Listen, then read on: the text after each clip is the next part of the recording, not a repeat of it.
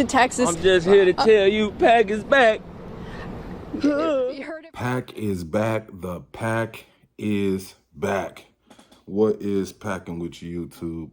Cage TV back with another video. Shout out to the new subscribers. And let's get into this shit. Day 2, 2024 NFL Draft.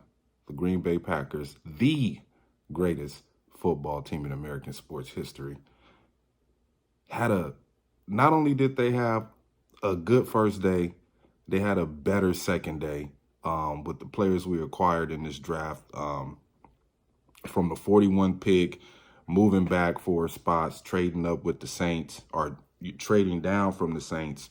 Goot said that he had other offers to trade, but, you know, they just didn't interest him that much because they pretty much seen the draft falling in place. He said, yeah, there were some players that he wished he could have gotten, but for the most part, the draft just pretty much fell into their lap. They got the guys that, you know, they were really high on as far as character and leadership.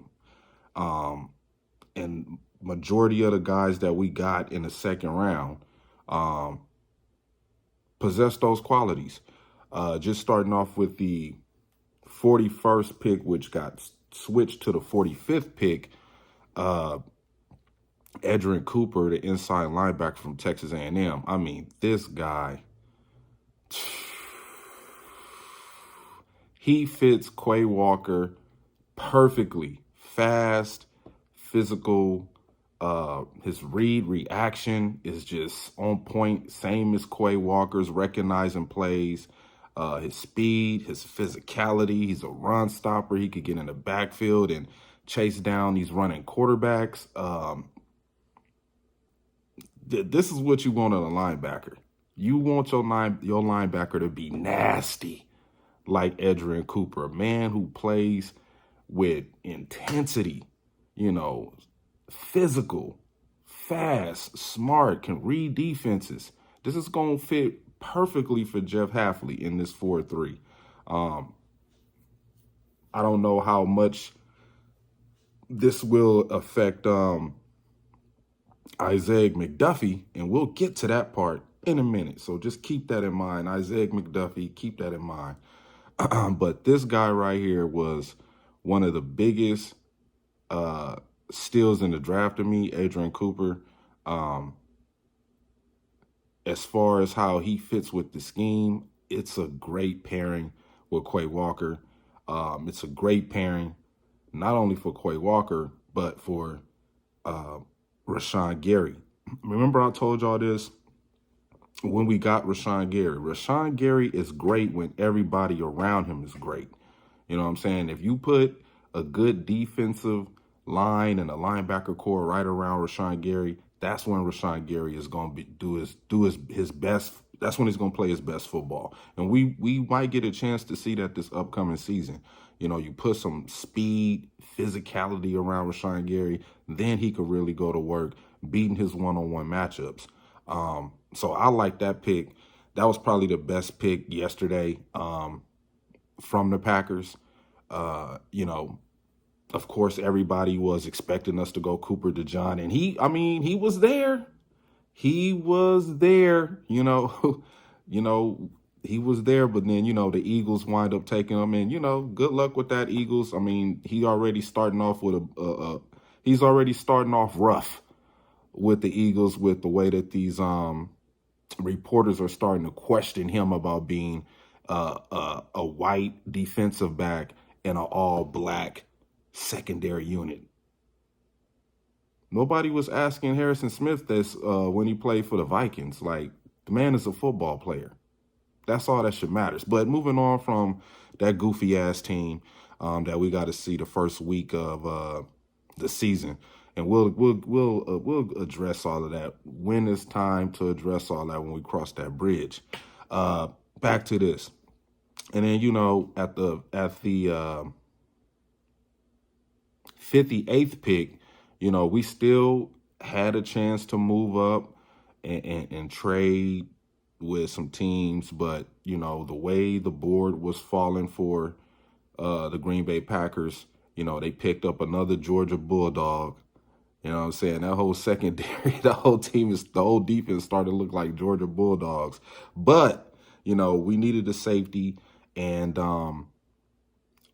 one of Goot's main concerns was that, you know, we have physical guys on his fast physical guys on his defense that was willing to make tackles and hit. And Edgerrin Cooper, fast, physical, and can hit, can stop the run. Now we get Javon Ballard from Georgia, safety, another physical guy. You know, he has great recovery speed to track down wide receivers if they get by him. He's gonna get there. He's gonna get there and try to make a play on the ball. Good, decent play recognition, his tackling ability. I love that out of a safety that can make tackles. That's one thing that we were lacking last year with Darnell Savage and Anthony Johnson Jr. We need guys that can tackle, man. We need our safeties to come up and stop the run. You know, just like the Legion of Boom. Nobody wanted to deal with Cam Chancellor coming down to hit. Most teams that played against the Legion of Boom avoided the middle of the field. No, you're not going to hit me. You're not going to. We seen it when Aaron Rodgers played against Seattle. He was throwing the sideline to sideline. Like, no, I'm not throwing across the middle of the field. Not with Cam Chancellor back there.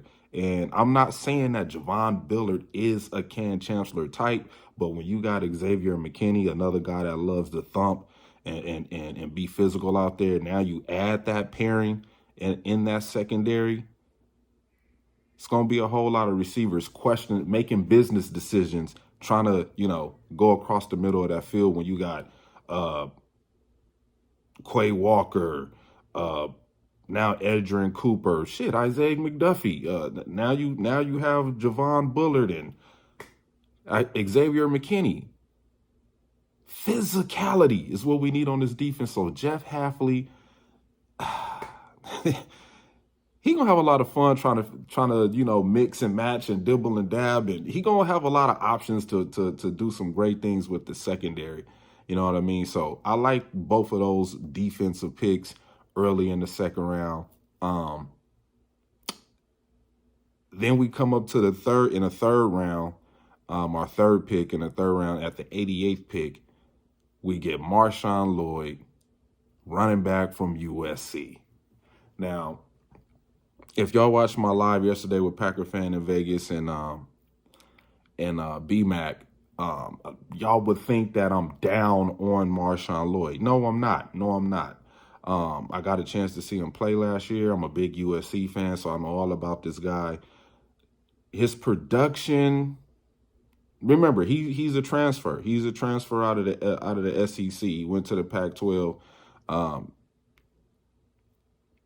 And what I will say is, when you have a quarterback on a college football team like USC had Caleb Williams, and you're the running back of that team with the number one prospect quarterback in college football, it's going to be kind of hard for you to get some shine.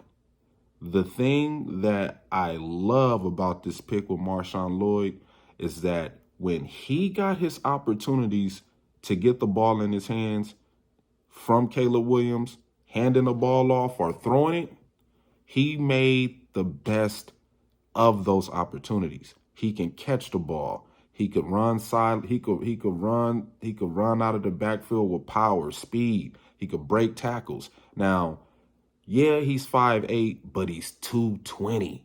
220. Big running back. That's the prototypical type of running back that Brian Gutekunst is looking for. You know, I don't see him. I mean, that's why we got AJ Dillon. He likes the big guys that, you know, that could break tackles, get the short yard gains, pick up first downs on 3rd and 2, 3rd and 3, 4th and 1. You know, he likes those kind of big type of backs that, you know, can push through the trenches and pick up the first downs. Lloyd, I think, is a perfect I'm not going to say perfect. I'm going to say that he's a good mix in this running back room. It gives you a little bit of balance. It gives Matt LaFleur some balance to where whatever Josh Jacobs is not willing to do, you got Marshawn Lloyd and A.J. Dillon, that can do that. Remember, Josh Jacobs said he talked to Matt and he want to catch the ball out of the backfield more. So this was a great pick. I mean, I'm going to say it's a great pick. Personally, I think getting Marshawn Lloyd at the 88th pick was sort of a reach, but we knew that we were looking for a running back. I've been saying that for the longest, that we probably going to draft a running back after the exit of Aaron Jones. So this is a good compliment. Compliment. I don't know how to say it. It's a good fit for the running back room. Somebody could type that down in the chat. This is a good fit for the running back room. It gives you a lot of versatility. You got Josh Jacobs, who can be a 3-down back. You bring in A.J. Dillon, who can, block, pass block, lead block, play some of a fullback role instead of us putting a tight end. Now Tucker Kraft and Luke Musgrave, those two guys can focus on being tight ends. I wouldn't be shocked if in day 3 we did get another running back, somebody later in the rounds. I wouldn't be shocked if we picked up a tight end later in the rounds. Like I said, we got a 4th round pick today, 2 5th rounds, 3 6th round picks, and 2 7th round picks, which are subject to change. Those things can change at any minute. But the Marshawn Lloyd, USC pickup running back, he just got to work on his fumbling. That's one thing that I did notice out of Marshawn Lloyd, was that I think he had like 8 fumbles last year. And it might have been, some bad handoffs mixed up in between him and Caleb Williams, but that's beside the point. Goose said that they're gonna have a guy, they're gonna work on that with him. They're gonna coach him up to protect the football. But yeah, still sort of a reach, but I like the pick. He was one of the top 10 running backs in the draft. Physical runner, big play breaker. He could make plays. He could catch the ball down the field. So, it's all about versatility with Goop being a hybrid type of player where we could put these guys anywhere and they could play 2 to 3, multiple positions on the field, where we don't have to be taking them off the field and be like, oh, you come in now because we in this 3rd down, whatever situation it's in, you could keep these guys on the field. The last pick of the draft, and a lot of people were scratching their head on this pick, the 91st pick, with Tyron Hopper from Missouri. This dude has speed. He's physical. He can cover the field. He can make plays. He could change the outcome of big plays on offenses. It could be a guy breaking down the sideline, and Tyron Hopper will speed down the field, knock the ball out his hand. And you like, yo, we thought that was a touchdown. But this guy is one of those guys who's smart, intelligent football player right here. He's going to try to knock the ball out if somebody catching a bomb down the field and on their way to score a touchdown. He's going to be one of those guys to stop guys, jarring the ball out, creating turnovers, because that's what we were lacking in last year with the Packers. It picked up a little bit toward the end of the season, but we got to get back to taking the ball away, man, giving Jordan Love more opportunities on offense. So I like what Goot did. Excited to see what he's going to do on day 3 today.